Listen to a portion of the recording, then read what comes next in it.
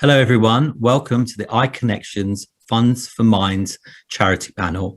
Thank you all for taking time out of your busy schedules to join us. Today, I'm really honoured to welcome three amazing organisations: British Exploring Society, Mental Health Innovations, and the Hygiene Bank, all of which are UK-based charities. And I'm honoured to say I work with each and every one of them.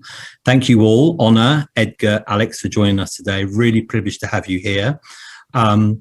It'd be great to start with each of you can give a bit of background about your organisations. Honor, can we start with you, please? Hello, and thank you very much for inviting me. I'm in esteemed company here. So I'm the custodian of a youth development organisation called British Exploring Society. We were set up in 1932. We help develop resilience and character in young people, particularly those from severely disadvantaged backgrounds, the ones who without our help will have least opportunity to develop those skills. And we do that by taking them on literally on a journey and a psychological journey as well. So we work in wild and remote locations, and by that I mean the Himalayas, the Andes, Scotland, Iceland, you name it, but we go on a journey with them with volunteers to help them understand how exceptional they can be, to have an impact hopefully over 40 or 50 years, and to help them look after themselves more effectively in adult life. So that's what we do. Wonderful. Thank you, Honor. Edgar. Hi there, Rahul. Thank you for that. Thank you for this opportunity. So the Hygiene Bank is a national charity here in the UK. We are centred on community and powered by volunteers. What we find is that research has shown that more and more people are falling below the poverty line, especially with the pandemic, and people are having those difficult decisions of paying their bills, or buying food, or keeping clean. And what is not understood is that, by the time people have gone to a food bank, they've probably given up on the hygiene essentials, everything that you and I will use: toothpaste, deodorant, soap, shampoos. So our volunteers collect new, unused, unopened hygiene products, sort them, and then distribute them to other frontline organizations in their local community, such as food banks, homeless shelters, schools, women's refuge, and community groups, to distribute these products free to those of us in need. As a charity, we're very young. We're less than 3 years old, but we have grown significantly during that time. Thank you so much, Edgar. Alex? Just to echo my fellow panelists, it's fantastic to be here. So thank you very much, Rahul, iConnections, for having me. I suppose I've got a bit of a competition going with Edgar to see whose organisation is the youngest. We were set up just under 3 years ago ourselves. So Mental Health Innovations emerged off the back of the Heads Together campaign, which was led by the Duke and Duchess of Cambridge and Prince Harry, as he was then, to develop a new portfolio of tools and services to help people with their mental health. We're a UK-based charity just serving the UK population, and our first service is called Shout, 85258. And Shout is a 24/7 exclusively text-based service to help people with their mental health. Wherever they are in the UK, they can text us and be paired with one of our highly trained volunteers who can really help them reach a place of calm from a moment of crisis. As I said, the service has been running for just under 3 years now. We've taken 700,000 conversations with over 500,000 individuals, 65% of whom are under the age of 24. And I can tell you all of this and many more stats because our service is exclusively text-based. We have a really rich data source, which we're going to be using to both inform new products and services that we develop, and also the sector and hopefully society, both here in the UK and globally as well. Thank you so much. So I've split all these questions into categories, and I'm going to sort of read out 3 or 4 talking points. So if you can sort of speak to the generic points being made, that would be great. So if we start off working for a mission, so each of you works for a mission. Can you sort of describe that mission in much more detail? What are the biggest challenges you face in considering mental health when undertaking the work you do? And what I'm really interested in is when we think about mental health and charities, we tend to focus on who you're helping. But I'm actually interested in each of your own personal mental health and how you've dealt with it going through the pandemic, because you've had to be extremely resilient to make sure your organizations navigate the pandemic. So it'd be great to sort of hear about that as well. And maybe, obviously without being specific, your team and how you've managed that. So why don't we start with you, Alex, please? Sure. So our mission is simply to use clinical expertise and technological innovation to improve the mental health and well-being of the UK population. I think technology is often lambasted as something that is causing mental ill health, and you know, it's going to be here with us to stay. We're not going to be able to turn the clock back. And what we're really here to do is to harness that technological innovation for good, and to use that very strongly. I suppose because of that, we've been slightly differently affected, I guess, than maybe Honor and Edgar's organisations throughout the last 12 months. We're a exclusively digital tech-based organisation. A number of our clinicians are based remotely across the UK.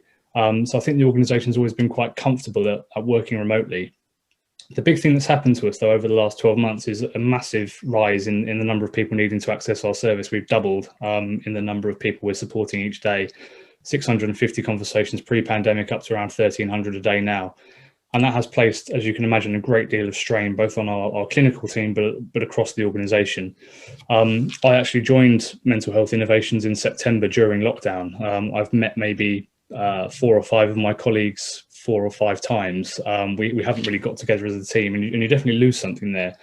I also think that, you know, being remote, working on your own, not having those normal conversations can add a great deal of stress to how you're operating, particularly when the service is under huge demand.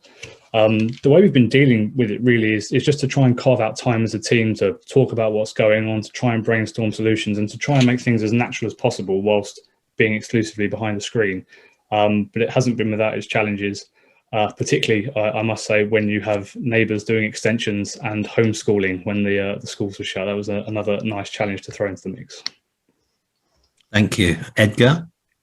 So yes, our mission is to bring communities. I said we're focused on community, but communities, businesses, and thought leaders together to tackle hygiene poverty by giving access to products and also being a voice for change. But hygiene poverty is this hidden crisis because, as I said earlier, by the time someone goes to a food bank, they would have given up on those basic hygiene essentials. So we are asking people to look up and see the unseen. For us as a charity, just over the past 18 months, 2 years, we have grown significantly. So we now have over 150 projects around the UK, powered by over 450 volunteers. And in terms of what we have done, you know, the distribution of our products, or those hygiene products that have been donated to the charity, went from 53,000 kilograms in 2019 to 364,000 kilograms in 2020, so a 7-fold increase. So this placed a lot of pressure on what is a very small team at the Hygiene Bank. You know, just in the past 4 months this year, we've already collected and arranged for the distribution of over 120,000 kilograms of hygiene products from big brand companies.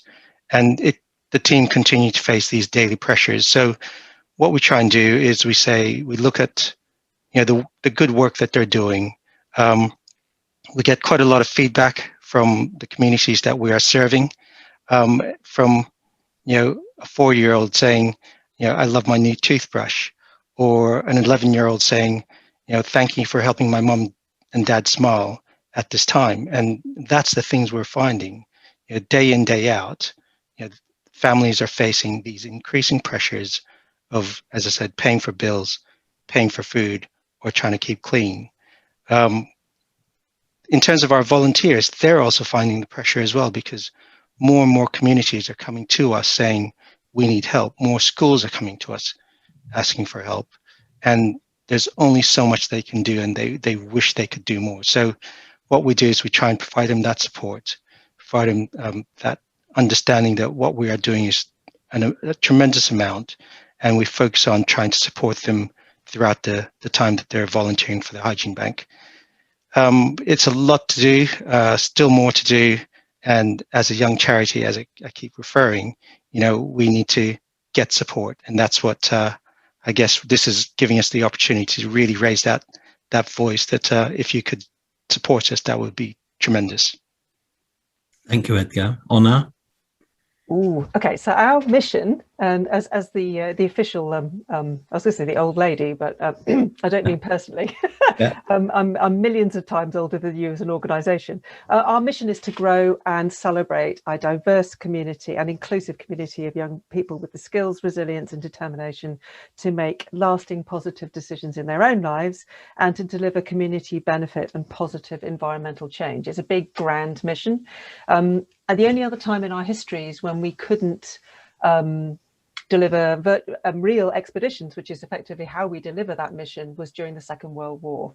This time around, like Alex, technology provided us with a solution. Because I think one of the important things for us in terms of mission is if you've got a mission-driven organisation, and that means your volunteers as well, I was as concerned about the psychological well-being of my team if they couldn't deliver mission, because that's their motivation as well as our purpose as an organisation. And given that what we do is get out into the wilderness and meet one-to-one with young people who have very different starting points and need lots of trust and individual time, and we couldn't do those things, I was really worried about my team as well as all of the young people we wanted to support. So we invented a new continent called Wildistan, which Rahul referred to at the beginning of this call. And we started having virtual adventures there because we knew we could go there and that COVID couldn't do anything to Wildistan. So we created a virtual platform, and it's our first birthday for Wildistan. It's a very new continent, no tectonic plate movements there, and we've done 45. We've done 45 small expeditions to Wildistan so far, and discovered that actually our team has been really buoyed up by that sense of purpose. We managed to get it up and running by May last year. Our leaders, our volunteer leaders, have been really excited by it because they've been learning new skills. And also fundamentally, the psychological well-being of the 650 young people that we've worked with through this program has been, we've learned a lot about how much you can do, as Alex has said, through a safe technology platform in terms of continuing to look at the well-being and support for young people. You asked a very specific question about our own mental health, because of course, mental well-being is very strongly associated with other challenging issues for young people. I mean, there are very clear statistics in relation to economic disadvantage, and in this country in particular, I couldn't comment on other countries, if you're from Black and minority ethnic background, you are likely to have significantly greater challenges before you even get to things like educational disadvantage. But we could be talking about members of you as an audience as well, in terms of the challenges you faced over the last year as leaders. And speak personally, I know that one of the things I've learned most about is how to look after my team, to communicate effectively and think about pastoral care differently. And I think one of the most difficult things is this face-to-face stuff is actually really confrontational. And so one of the things I've learned is how to end up being side to side with people I care about at work. Again, even if that's meant socially distanced walks, I've driven a lot of miles in the last year so that I can be 2 meters away from someone in the workplace and talk to them without eyeballing them, because I've discovered it's one of the most confrontational things you can do. So I've learned a lot as a leader how not to confront and to support members of my team. And we've still got more to do. So there you go. I hope that's a reasonable answer. Wow, amazing. Thank you, Anna. That's awesome. So if we add to the point you just raised about diversity, equity and inclusion, I'd like to sort of think about how you will consider that in the work you do, and then how you differentiate between mental health, mental illness and well-being. Edgar, can we start with you, please? Sure. So from my perspective, first of all, if we address the whole diversity and inclusion and equity, the work that the Hygiene Bank does actually doesn't discern, because it's one of those things where by our model we are helping anyone. We're helping young through to elderly, male, female, the LGBTQ community. You know, we don't distinguish. The key thing for that is that, and I think Anna mentioned it, you know, poverty unfortunately does link back to some of the ethnic minorities, and we are finding that. So we have quite a lot of ask for products from us to, to manage different hair types. And so we are reaching out for that sort of product, or hairbrushes, or even in makeup, because it reacts differently. So these are things that we have to take into consideration when we're doing our work effectively. So when we reach out for donations, in terms of the differences, and Alex will probably have a better answer for me in terms of the differentials. But obviously, mental health, refers to emotional, psychological, or social well-being. For the Hygiene Bank, that's what we're seeing quite a lot of. When you talk about children in class, if they come to school with unwashed clothes or smelling a bit, are they bullied? Are they called names? Are they excluded from activities? Or if someone is not able to make it to school because they haven't got a clean kit or clean clothes, again they're missing out. So the Hygiene Bank, allows us to give that person a lifeline, effectively, to be able to get back into the classroom very, very quickly. I'm reminded of a story of from one of the organizations we support. A key worker was working with a young man who she knew this man wasn't being able to keep himself clean because of the cost of these products, and was only attending school 18% of the time, so 1 to 8% of the time. She reached out to us. We provided a hygiene pack very, very quickly. And when she next saw this young man, he was different. He was attending school 100% of the time. He would look people in the eye rather than, turn away because he was ashamed of where he was. And she fed back recently that, he's done so well that he's gone on to university and is looking after himself. And that transformation for what we do is just amazing. And I think that's the thing that really touches us when we do our work. And we've got plenty of other stories similar to that. Amazing, absolutely amazing. Honor? So our work, because we work in the outdoors, and there's so much evidence to support the positive benefits of working in the outdoors now, there are endless different studies that show both academic progress, but also the development of a lot of skills and behaviours that support good mental health and mental well-being. Whether it's better resilience, the ability to make good judgments, to find the right people to support you, to reduce your stress levels, to make good relationships, all the things that help all of us cope when things become difficult for us. I always describe what the work we do as being, we can't make life better for young people, but we can give them access to a better toolkit and help them understand which the right tools to use. But unfortunately, in the UK in particular, access to the outdoors is incredibly unequal. And we talk about the fact, I know when I first shared this statistic with Rahul, he was rather horrified that 3/4 of young people, children in this country, spend less time outdoors than prison inmates. And actually 1 in 5 don't play outside at all. And I discovered the other day that 2/3 of adults now in the UK have never actually climbed a tree.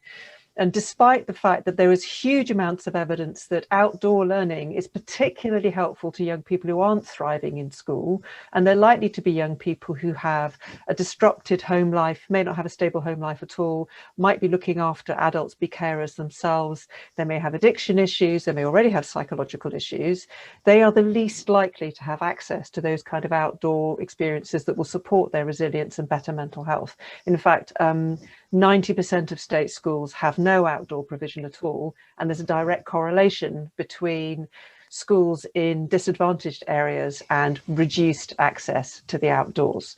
So although we would love to be blind to disadvantage, blind to ethnicity or communities, we can't be, because if we were, being welcome to all would mean that vast numbers of young people would never have any access to what we do. So we actively go out and find partners who work with young people who would otherwise never have a chance to access what the rest of us might completely take for granted, which is, an ability to get outdoors and experience the things that are a direct part of growing up and learning and developing essential skills.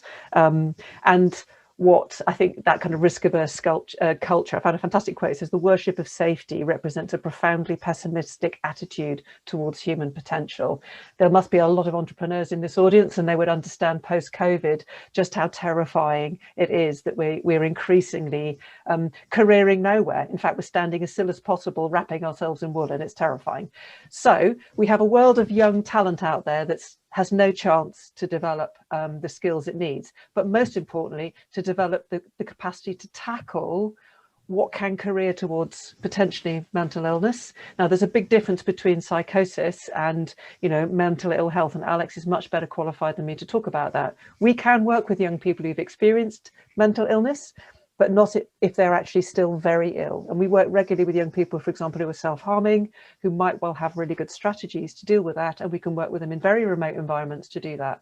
We can't work with young people who are severely drug addicted or who are hallucinating or having other really significant issues. That's not our job. That takes very specific kinds of clinical and psychological care.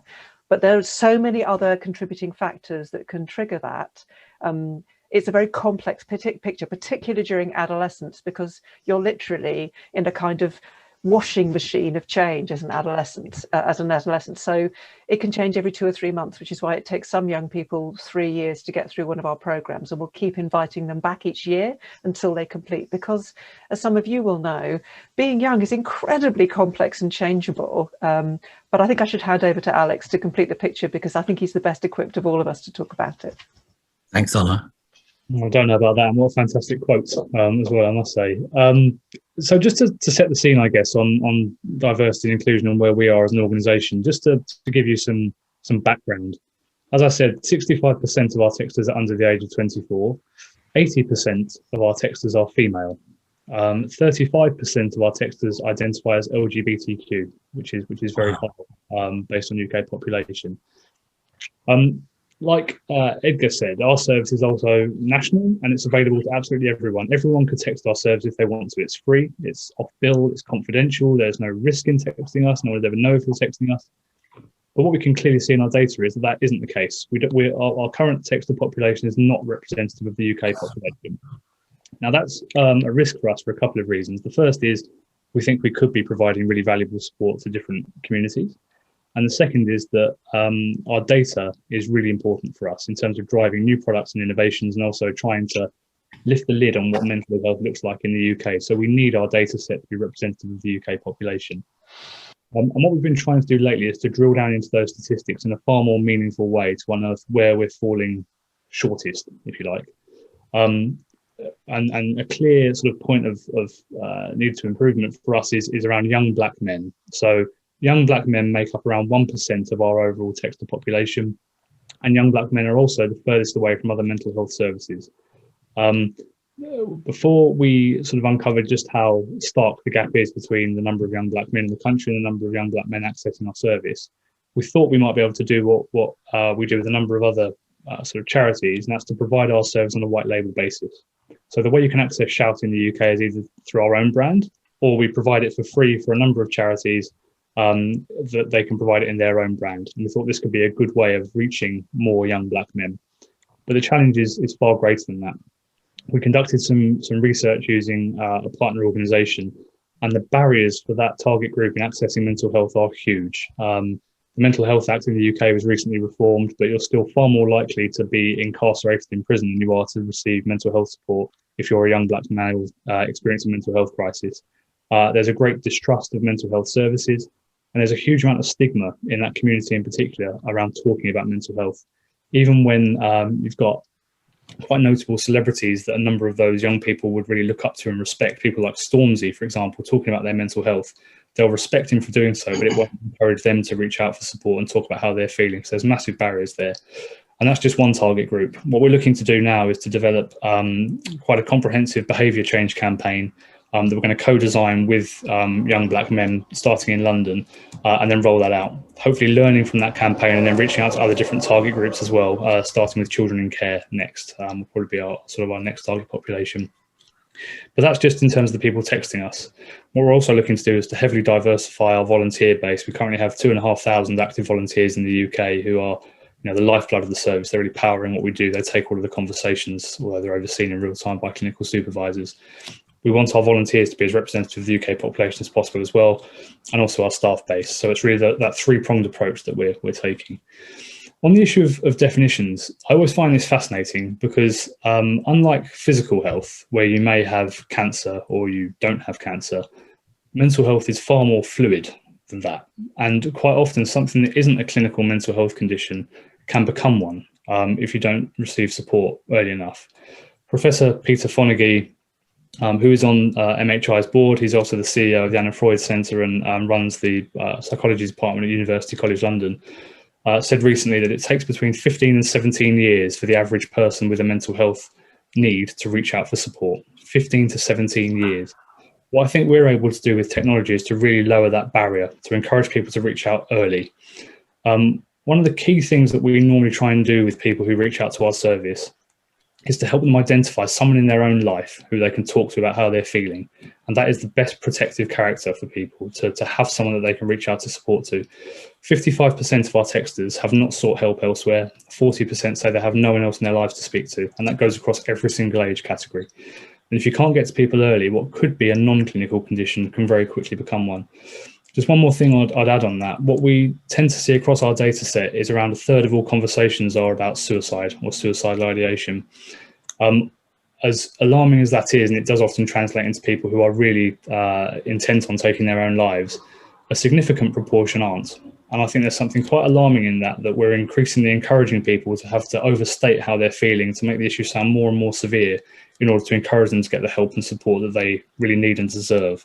So I think there's sort of a realignment that needs to take place to make sure that no matter what your need is, you can gain help and support before it escalates to something that could become a far more clinical and long-term detrimental mental health issue. Wow. Yeah. Thank you, Alex. Wow, that is honour. Do you want something to add to that? Yeah, thank you. That's fantastic. I think it's fascinating when we take young people on expedition with us. We have very high ratios of leaders to young people. So there's for every 4 young people, there will be a dedicated leader with them 24 hours a day. And one of the things that we discover is that we get huge numbers of what we call disclosures, which is young people talking about very personal, very important and potentially quite traumatic experiences in their life. And as both Alex and Edgar would understand, it's all about trust, and having a trusting and private relationship with adults who've been well trained with you for 3-5 weeks at a time in a very powerful shared experience, which is what an expedition is, can be utterly transformative for young people at that point when they need someone to talk to. And it covers everything. We know every dental surgery in Reykjavik because young people also haven't been getting dental care. They don't know how to look after themselves. Edgar would be really aware of that. You wouldn't believe how much athlete's foot we treat because nobody knows why their feet smell. And if you're on expedition, that really is a problem. But it goes through that minor stuff, which actually can feel very major when you're young and you really want to be attractive to the opposite sex, not want them run away screaming, especially if you're in a tent, through to talking about really profound and challenging things. And those relationships can be utterly transformative. And it's amazing how many young people have never had a trusted relationship with an adult before. So much of our training, you might think it's all about how to light stoves and how to use crampons. A significant proportion of all of our training with our leaders is about managing mental health first aid, dealing with disclosures, how to manage boundaries, and how to support young people who are going through an extraordinary process of revelation and personal change so that they don't end up in a really, really traumatic situation. Thank you, Anna. That's great. I'm going to jump around. I know we had a talk path, but I kind of want to pick up on something that you said and sort of lay that towards reviews. When did we as a society start caring about mental health? Because I think each of us growing up, we thought about health and it was a physical thing, about your physical well-being. Mental health was so much, in those days, people went to mental hospital, they weren't unwell. But today, mental health is considered such an important part of our existence as part of a society. People are much more aware of it. When you think that awareness started, and how has it become important, and what changed? How do each of you think about those? Edgar, can we start with you, please?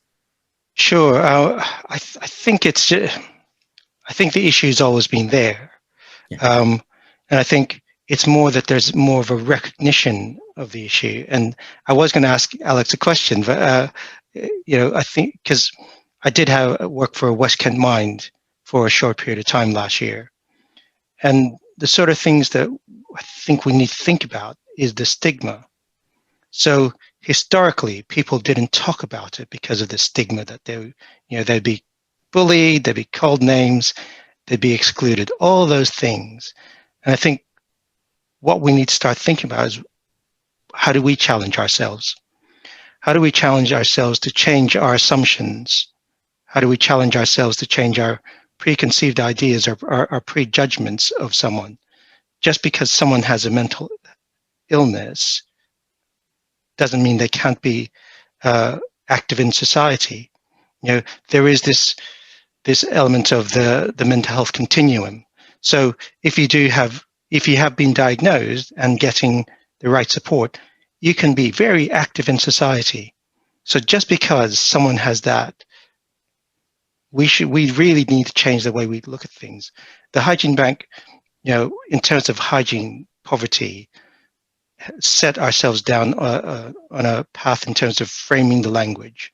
So making sure that when we talk about hygiene poverty, it's about every single one of us. It's not about an us and them. It's not about being benevolent to what we do and what we give, but actually the point is that it can happen to any single one of us. Falling into poverty, and I think it's shown with the pandemic, it can take one event and therefore it changes everything. And I think what we need to think about is that, it's one of these elements where we need to be very cognizant of that when we're dealing with people. We need to think about people around us, because there might be someone who is suffering, and we need to provide that support. So I think my view is that it's always been there. I think the great thing is society is starting to change. I think we need to challenge that more. And I think we really need to push the boundaries and make it really very clear that it's not okay to bully someone. It's not okay to call someone names. And I think we're nearly there. I think there's still a way to go. And I was going to ask Alex about that point about stigma and what their organization and their views around that.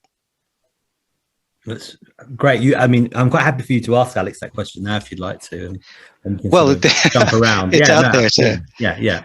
Right. Well, I'll pick up on that point as well as yours, Rahul. I suppose for me, I think one of the big turning points with mental health, particularly in the UK, was the Heads Together campaign. And I'm not just saying that because that's the origins of my organisation, but I really do think it was a landmark in having really prominent, well-respected members of the royal family, our future king, talking about mental health and saying it's not okay to suffer in silence.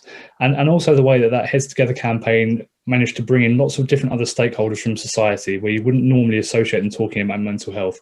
To have the Premier League, last season's FA Cup was called the Heads Together FA Cup, and you had the Duke of Cambridge talking to different footballers around their mental health.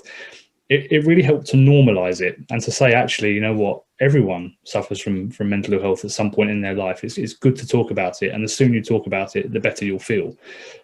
So I think we have reduced a significant amount of stigma, but I still think there's a long way to go, particularly around the more clinical end of the mental health spectrum. I think we're getting much better talking about wellness, well-being, those sorts of issues. I still think there's a big job to do around more clinically diagnosed mental health conditions. But in addition to the Heads Together campaign and the leadership that the Duke and Duchess of Cambridge have shown, and a number of other sort of high-profile people across the country, I do think there are two other sort of key strands. The first is business. I think it's now really well documented that mental health has a huge impact on business through loss of working days and in the end, loss of revenue. And I think businesses are really taking notice of this now. When we're taking conversations on the Shout platform, it's made to feel like a really organic, natural conversation. But our conversations with all of our texters actually follow 5 really set, distinct paths. We've recently codified this training model with an L&D company called Hive. and are now taking this out to the corporate market to say, this is how you have a really good conversation. Whether you're a line manager, whether you're just a colleague and you want to have better conversations at work. And there's huge appetite for this, which I think is really encouraging. People having better supportive conversations, active listening at work. So I think the business community is playing a big role in that. And additionally, I think technology is really helping, because whilst you've got, I think, the business community taking on more of a leadership role as well as others in society, it's becoming far more widespread that you can access support online now, and you can see people talking about their mental health, and you can access different resources, whether it's mindfulness apps or our service, whatever it might be. I think there's been a far greater sort of democratization of mental health support services that help people think it's okay for me to reach out for support. And if I don't want to talk to another individual face to face or book an appointment with my GP, here's ways I can access support, which I think helps to just really reduce those barriers and lower the stigma. Amazing, thank you. Alex, Honor, do you want to comment? And Alex, do you want to ask Honor a question? Or ask? Shall I start? I'll start, and you can think of a question, Alex, if you've got anything you want to ask me.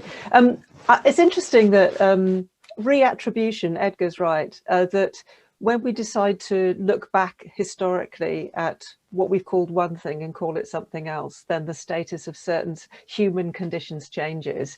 I mean, saints who starved themselves now would be seen to have eating disorders, and there are lots of devotional women who were deified who now we'd basically ask to seek treatment. They're basically high performing, incredibly controlling people who may well have had really, really profound issues in early childhood. It's just fascinating how things switch for all kinds of reasons. And I do think one of those reasons for reattribution is that, bluntly, high-performing individuals in society are coming forward more and more, and it makes it more okay to talk about. And Stephen Fry talking about, schizophrenia is incredibly helpful, basically, because he's very articulate, he's hugely successful, he's very empathetic, and he literally changes the status of mental illness in a way that is incredibly helpful. Alex is right. The UK in particular is so socially stratified. We have a way of codifying everything before you even put it on a table. And we create class and status around everything, even illness, and I'm not joking. So basically, if we apply positive attribution around the talking about certain forms of illness and difficulty, we make it easier for others. And we're almost helpless. We don't even know we're doing it. So I think that slow creep towards improvement in recognition, and Alex is right, the more complex mental illnesses, those that are scarier to understand and more profoundly difficult to accept, particularly those that might lead to violence or really, really ugly self-harm, things that we just find very difficult to comprehend, will always be more difficult, as other forms of physical illness are. But we're on the path, and it does help that basically, it's become more bluntly, more socially acceptable. It's a weirdness. I don't know what it's like in other parts of the world, but that's what it feels like. And long may it last. I suppose what I'd love to ask you, Honor, about Edgar as well, actually, is about the new normal and what's changed over the last 15 months. So I think we hear a lot about, going into the new normal and there'll be, this crisis next, or, we need to watch out. In terms of the people that you're working with and supporting, how do you feel that their needs have changed, or what's been the big difference over the last 15 months that you'll need to be taking account of as you, do return to whatever the new normal looks like? And cracking question. Am I allowed to immediately reject the term "the new normal"? Absolutely. If that's all right. I just think we're on a continuum of change, and we always have been. It's just been accelerated, and there are going to be more world events. There are going to be more things that are seismic and that affect more of us more quickly, and that we need to be prepared for. And the organizations that want to be helpful are going to move with them. And ultimately, I think being an adolescent hasn't changed that much necessarily, except I think a lot of youth has been stolen. Lots of young people may well feel that they've lost a year, but a lot of those young people had a very tough year anyway. So those young people who are talking about having not been able to go on their gap year, it's very different from those young people who've lost half their family and still have people getting infected now and are very worried about them and have lost half their family. I think we don't know yet the psychological and mental health consequences for those young people. It's early days yet, and it's early days for their other members of their family as well. Ultimately, I think the needs base for young people hasn't changed, except that, like most of these world events, same as the Second World War did, what it really did was lift the lid on what was already there and made it more obvious. The inequality in this country and the need to do something about it has been made starker by the pandemic. It hasn't fundamentally changed anything, I honestly don't think, but it has laid bare how vulnerable parts of our population are and how we need to urgently do more for them, urgently, because they are part of our solution. That's where all the creativity is. That's where our answers are. And if we don't empower them, we'll never learn how to deal with the next pandemic and the one after that. That's my view anyway. Don't know what Edgar thinks. Amazing. Sorry, could I just, no, and Alex, great question as well. I guess from my perspective and for the Hygiene Bank, the Joseph Rowntree Foundation have just issued their report, and they say that there are 4.2 million children in poverty. Yeah. And the reality is that has gotten worse over the past 10 years. And with the pandemic, that's going to continue to get worse. Yeah. So, it's up to us as a society to say, do we sit here and say, that's okay? Or is there something that we need to do to change it? And I think this is the point in time where I think a lot of people are starting to think, including organizations, there's more that we can do to change our society. So if that's the new normal, then I won't accept it because I don't think it's right. Fantastic. Honor, you must have a question for your fellow panelists. What advice would you give to anyone setting up a charity now to start to try and tackle the problems that we are and the challenges that we've been talking about in this hour? Alex, do you want to go first? So, that's a great question. I mean, I think wherever possible, the charity sector at its best, and I think we've got a long history of this in the UK as well, is when it really acts as a massive trampoline to lift people back up. I think that wherever possible, and I think all of our organisations do this, it's about building that resilience and confidence in the individuals that we're supporting so they can stand on their own 2 feet and achieve all the they should be able to achieve. They can really realise their aspirations and potential. I think that it's about not keeping people down or creating any sort of cycle of dependency or increased levels of need, and not thinking that you're doing good because it feels like the right thing to you. Really looking at the group that you want to support and thinking about exactly what they need to be able to achieve all that they should be able to in life. So, being a trampoline, not a net. So having an end game. Definitely. I think that I fully agree with that. So the Hygiene Bank, success for us is that we don't exist. Yeah. So I think, we need to work out a solution, and that might be, looking at the social infrastructure and really starting to have that conversation with politicians, with our local MPs, with the government about what needs to change, because something does need to change from our perspective. And I think that's what we really need to get to. Yes, we have grown as a charity, but that is not success for us. That means there are more people in desperate need at this time. Thanks, guys. We'd written out so many questions here, but obviously we won't be able to get to them all. But I would, there's a couple more topics I want to cover before we sort of move on. The first thing is really building on your point about governments and policy making and healthcare and charities. And really, do you think we just need to rewrite the whole social contract? Do you think what this pandemic has made everyone realize is that health is a leveler? It doesn't matter where you come from, what your background is, what your education is, what you've achieved, is that health is something that affects every single human being. So as a basis, everyone should have access to good healthcare, and then obviously the things that come with that, which I believe are education, housing, all the rest of it. Do you think that should be the basis of trying to build back after this pandemic? Any of you can take that. Shall I start? Shall I do? Sure. Yeah. Yeah. So I think that is absolutely right. You know, it is trying to have that conversation, and we as a young charity is trying to raise awareness of hygiene poverty. So we're trying to create this social movement by reaching out to your local MP and thinking about the policy decisions and responses that are happening in our society. But we want to work with other charities as well to address this. So, you know, the Trussell Trust themselves have a program to end the need for food banks, and we would support that.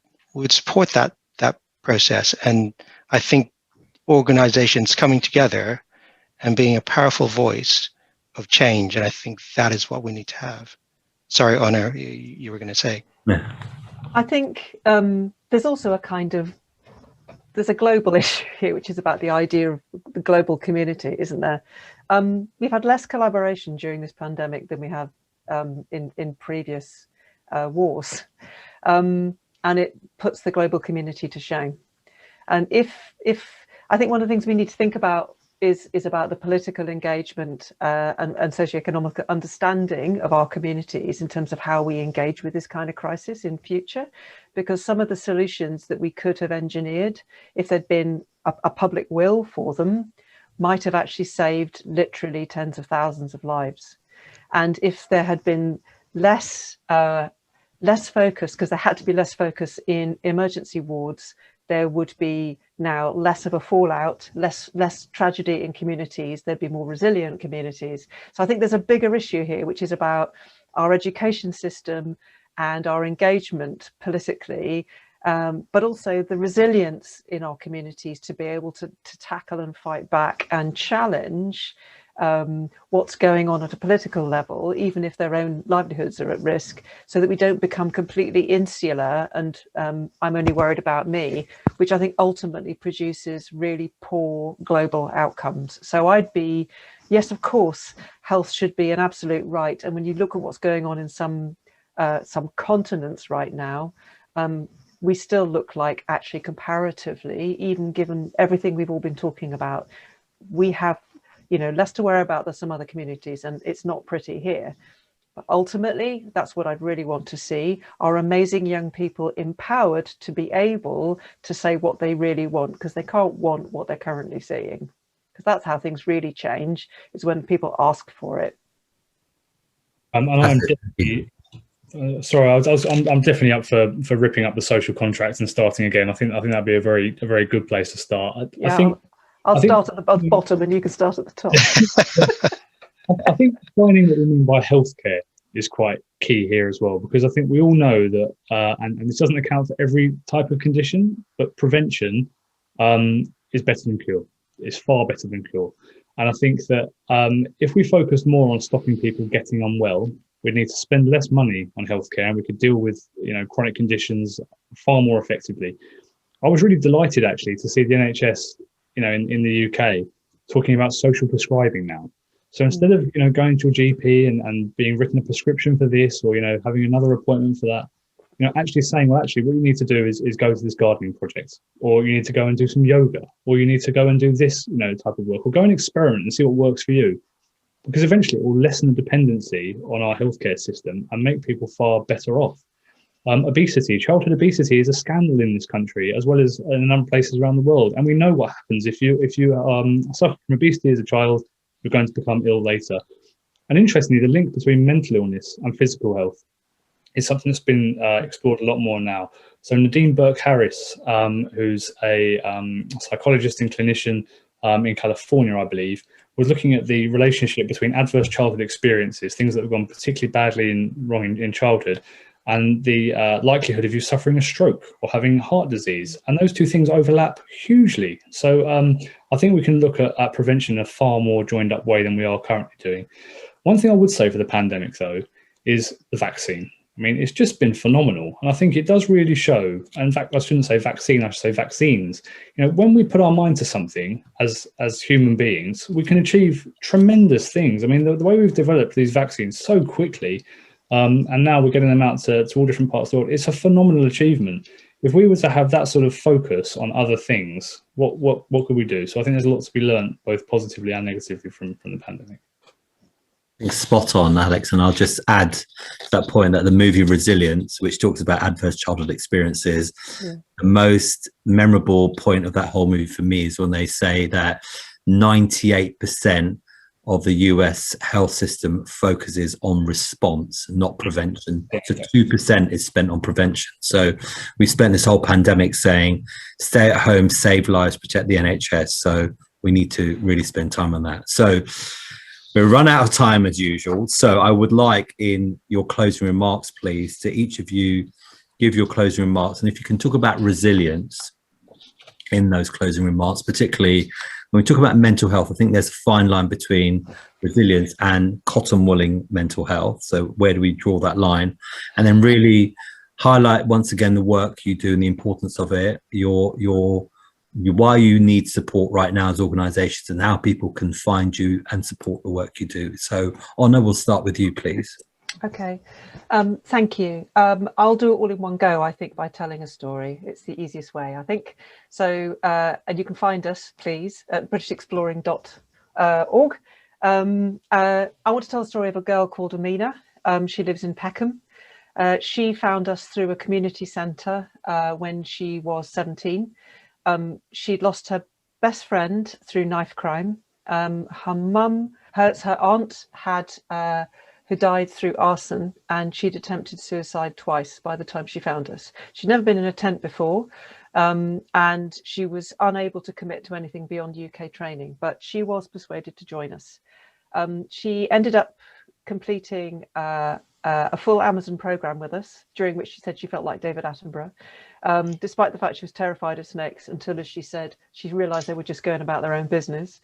And by the end of that program, she came back and her foster parents described her as completely unrecognizable.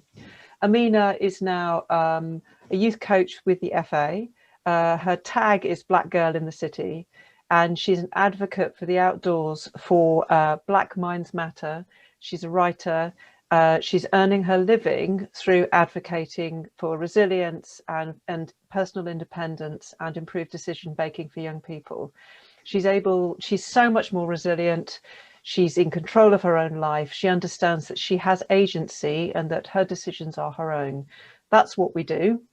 And there are many, many more people like Amina who we can't meet the needs of without the help of people like you. And there are many more of people like Amina as a direct consequence of COVID. It's the same work we've been doing for 90 years. We regularly hear people back from people that we helped 40 years ago or 50 years ago, and they still say it's the most important thing that they've ever done. Fundamentally, it's what we do is we help develop what is called character, but fundamentally it's about giving people an understanding of what they are already capable of. So that's what we do. Thank you so much, Honor. Edgar, please. Thanks, Rahul. And again, what we said at the start, thank you for the opportunity on this panel. We talked about the pandemic, we talked about poverty, we talked about social issues and social structures.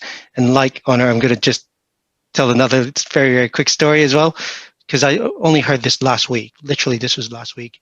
So a young mum on disability benefits was informed you've got to apply for universal credit, applied for universal credit, and all her benefits got stopped. That's not a new story. Suddenly 5 weeks before she actually got anything. And that was a difficult time for her. And she's actually approached us because she received some hygiene products from us. She said it was a lifeline.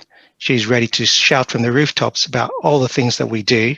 And it is that thing. It is a lifeline. But ultimately, one of the things, what we're doing as a charity is supporting those people in need. And I said it before, it can take one event to put people into a difficult position where they need us and need our support. We only have 6 people in the head office team. I'm trying to manage what is a growing charity. So it's trying to build that infrastructure, build that resilience so that we can help more people over the next years that we have ultimately we need to try and find a way so that we don't exist, and also we need that help as well. So please look us up in terms of via our website, thehygienebank.com. Thank you, sir. Alex. Thank you very much. So I've spoken a bit about our data and some of the things that we're seeing in our data, but just to focus in on something that I find particularly sort of alarming to close, which links into the resilience point. Our service, our main service, Shout 85258, as I said, is available to absolutely anyone of any age in the UK. 7% of those texting us are under the age of 13, which I find quite alarming. 55% of under 13s say they have no one else to talk to. And increasingly, we're finding that under 13s are texting us very late at night, so often 1 or 2 o'clock in the morning. More alarmingly than that, suicide is a topic of conversation around 33% of the time. So, a third of the time we're talking to under 13s about suicide. And under 13s also have the highest proclivity to talk to us about self-harm. 24% of all conversations that we're having are with under 13s talking about self-harm, which is particularly alarming. And just to sort of complete the trio of stories, and just really to highlight that mental ill health can impact anyone regardless of their family situation. We received an email during the last summer from 2 parents who said, I can't thank you enough, your service saved our son's life. And we got into a bit of a dialogue with this couple. And it turns out that their 12-year-old son had been really struggling with the pandemic, feeling incredibly anxious throughout the pandemic. And one of the ways that he had been coping with this was to go on a bike ride every day, normally around 6 o'clock in the evening, and he'd normally come home, have dinner with his family and so on. But one evening he was brought home by the emergency services, and it transpired that he had planned to take his own life. He was very close to taking his own life. He had found our number, and our volunteer had actually encouraged him to call the emergency services himself and to be taken home, which he had done. And quite often people will say to me, what can one text conversation achieve? And I think both directly and indirectly, it can save lives. We've had to call the emergency services on behalf of our texters over 10,000 times over the last 3 years. And that doesn't include people like the boy I've just mentioned who thankfully reached out on his behalf as well. So there's a lot of need out there. I suppose the future for us, though, is looking at prevention. I sort of spoke quite a bit earlier about prevention. Shout is a crisis service. I think it's really alarming just how many people are in crisis. But what we want to do is to use all of this data that we've got, this unique data set that's in real time, and to try and work out how do we stop people needing to access Shout? How do we build in far more resilience in people early on so they don't reach crisis point? And that's the next big challenge for us. Obviously, I'll be absolutely delighted to hear from anyone who wants to sort of join us on that challenge. Whether you're interested in helping us plan or really interrogate our data, or you just have some really good ideas around what mental health prevention could look like, I'll be absolutely delighted to hear from you. Our main website is mentalhealthinnovations.org. If you'd like to learn more about Shout, it's giveusashout.org, and we're on all the main sort of social media sites as well. But just to say, a huge thank you to iConnections. We're absolutely thrilled to be a beneficiary of the Funds4Minds initiative, and it would be fantastic to hear from anyone who wants to learn more about our work. So thank you very much. Thank you all so much for being amazing human beings and for the work you do, and the organizations you represent really are making a difference. So thank each and every one of you. Thank you. It's a pleasure to be here. Thank you. Thank you.